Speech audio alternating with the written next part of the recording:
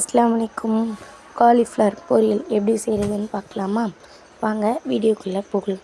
First அதுக்கு தேவையான பொருள், ஒரு முழு காலிஃப்ளவரை கட் பண்ணி நல்லா சுடு தண்ணியில் போட்டு வாஷ் பண்ணிக்கோங்க. ஒரு தக்காளி, ஒரு வெங்காயம், கொஞ்சோண்டு கொத்தமல்லி எடுத்துக்கோங்க. இப்போது ஒரு பேனை வச்சுக்கோங்க அடுப்பில். அது காஞ்சோன்னே ஒரு 3 டேபிள் ஸ்பூன் ஆயில் விட்டு, ஆயில் காஞ்சோன்னே கொஞ்சோண்டு ஒரு டேபிள் ஸ்பூன் கடுகு போட்டு அது கொஞ்சம் பொரிஞ்சோன்னே நம்ம வெட்டி வச்சுருக்க வெங்காயத்தை போடணும்.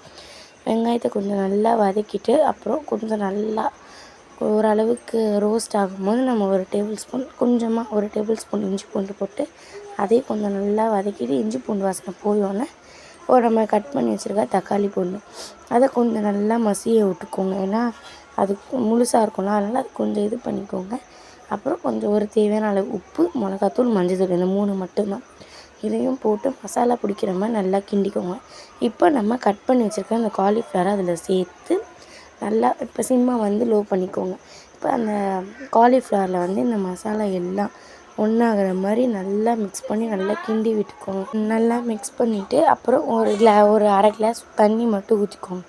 நல்லா ஊற்றி ஃபஸ்ட்டு நல்லா கிண்டி விட்டுக்கோங்க தண்ணி படுற மாதிரி. இப்போ நம்ம ஒரு மூடியை போட்டு ஒரு 10 மினிட்ஸ் கிட்ட குக் ஆக விட்டுருங்க. இப்போ அதை ஓப்பன் பண்ணிங்கன்னா நல்லா அந்த தண்ணி நல்லா காயும் நல்லா வெந்திருக்கு இல்லையா? இப்போது அதுக்கு மேலே நம்ம கட் பண்ணி வச்சுருக்கோம்ல கொத்தமல்லி, அதை மேலே போட்டுட்டு எடுத்து நீங்கள் சாப்பிட்டு பாருங்கள். சூப்பராக இருக்கும். உங்களுக்கு பிடிச்சிருந்தா கமெண்ட்டில் சொல்லுங்கள். வேறு என்ன டிஷ் செய்யலான்னு நீங்கள் சொல்லுங்கள். அஸ்ஸலாமு அலைக்கும்.